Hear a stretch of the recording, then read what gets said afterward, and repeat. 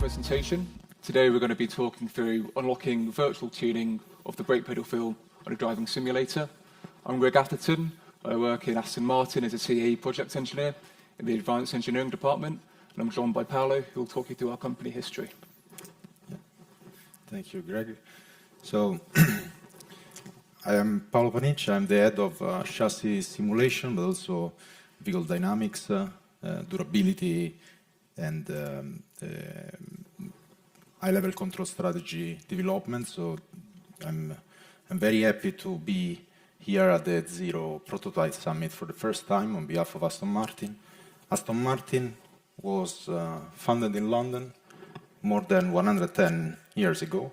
Since then, we launched iconic cars that brought around the world the British way of merging style, performance, and luxury. And today's vehicle lineup has been launched on the market starting from DBX in 2019, our first SUV, followed by our first hypercar, 2021, Valkyrie, and then our new generation sports car, DB12, Vantage and Vanquish in the last 2 years. To develop such a stunning lineup, we engaged with VI grade in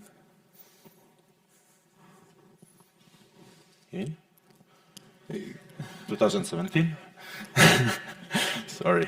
Introducing first on DBX, the driver in motion testing on our design validation plan, continuing with the acquisition of a compact simulation in 2020.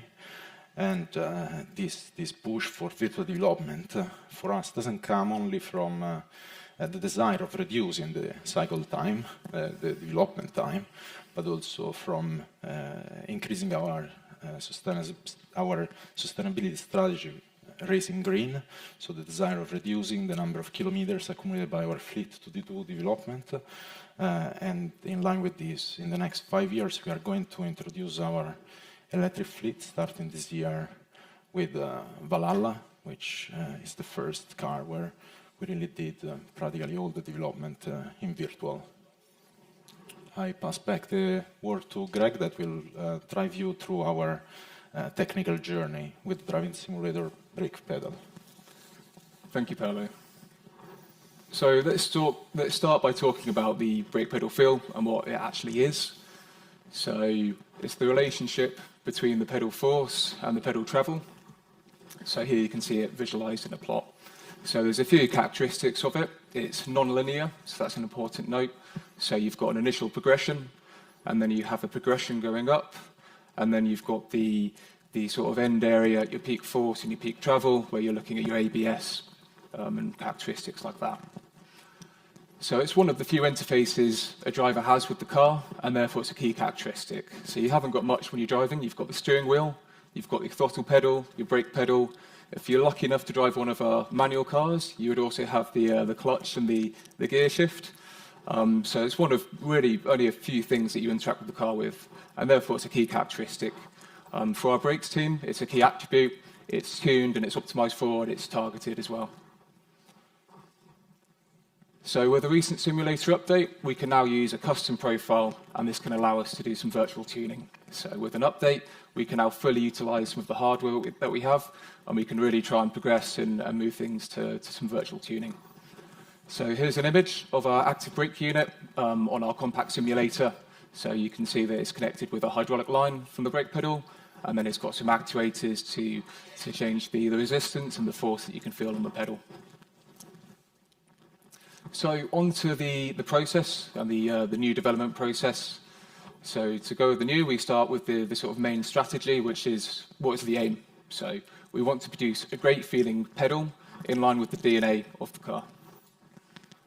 If you imagine this is your space where you can place your brake pedal, and you have a set tuning range where you'd normally use prototype cars and do a lot of prototype development, then you can place your tuning range somewhere within this tuning space.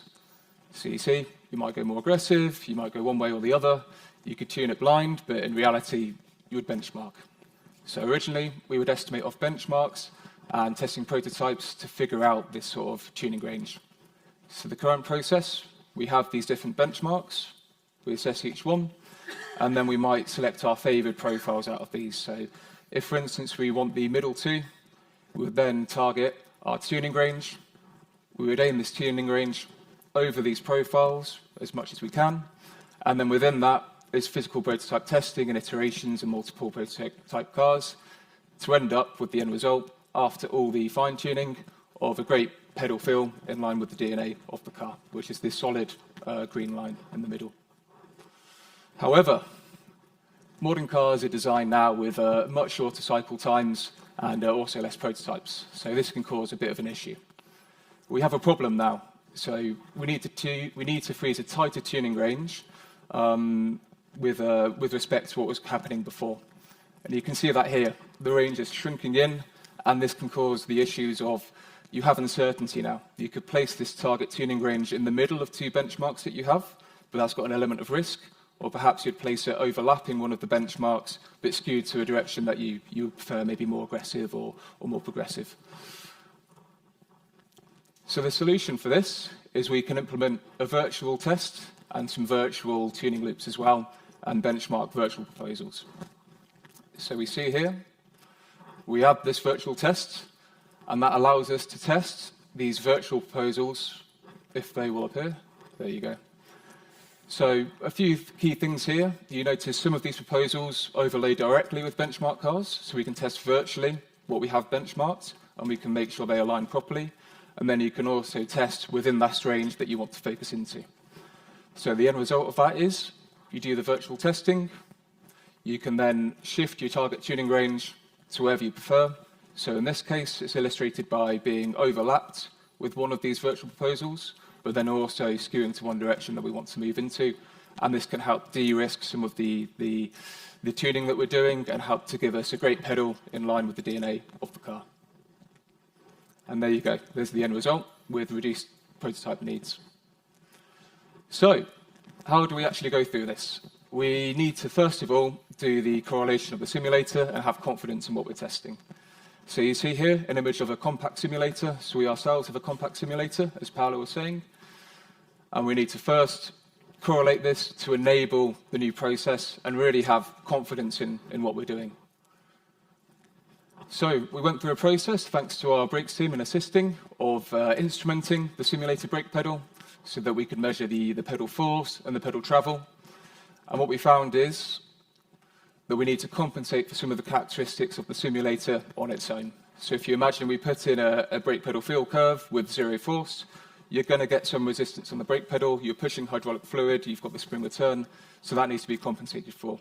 So we instrumented it, we went through the process of compensating for it, and that allowed us to get a decent fit in terms of the correlation.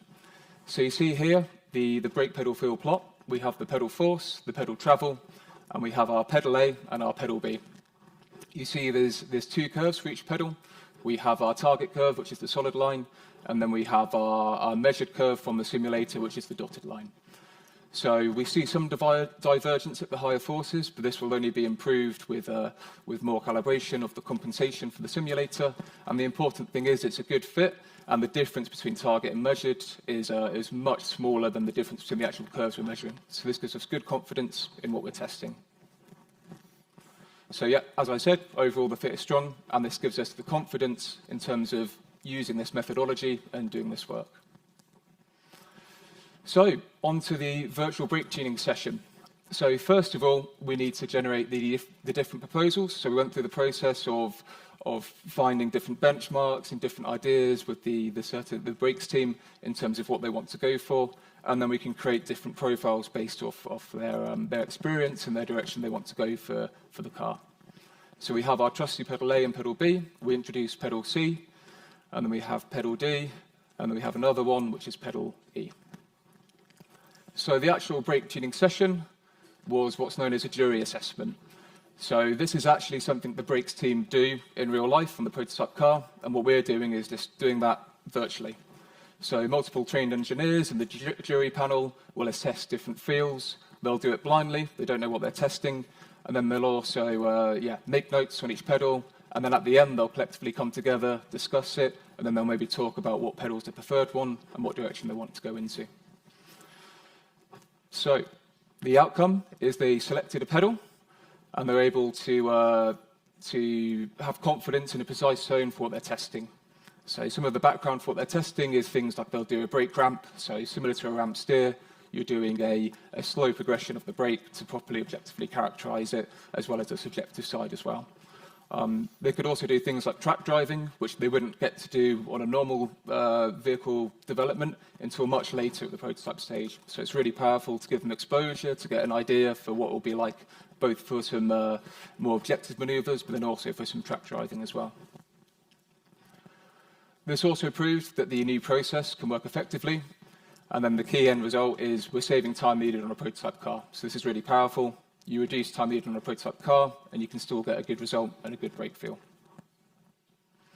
The other byproduct of this is that the immersion on the simulator is also greatly improved. So feedback from other teams, not just the brakes team, is that it feels much more realistic, and it's very useful to help the immersion and help you feel like you're driving the car.